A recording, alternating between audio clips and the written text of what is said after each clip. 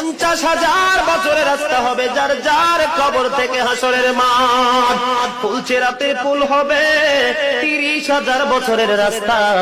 আমার উম্মত গুলো কিভাবে রে পায়ে হেঁটে তারা অতিক্রম করবে? বন্ধু নবী এমনি এমনি কাঁদেনি রে, নবী জানিয়ে দিয়েছে কাল কিয়ামতের ময়দানে উম্মত গুলো খালি পায়ে থাকবে, মাটি তো তামা থাকবে। ও বন্ধু, তাদের শরীরে কোনো পোশাক থাকবে না, উলঙ্গ অবস্থায় থাকবে। এবং মা আয়েশা প্রশ্ন করলো, গো প্রাণের নবী, জানতে মনে চায় নবী গো, এই যে আপনার উম্মত গুলো উলঙ্গ অবস্থায় খালি পায়ে সবাই থাকবে গো নবী, তারা কি নারী পুরুষ একসাথে? কয় হ্যাঁ, নারী পুরুষ একসাথে। তারা কি কেউ কারো দিকে নজর দিবে না? এবার আমার নবী বলেছে, আয়েশা রে, কেমন করে নজর দেবে রে আয়েশা?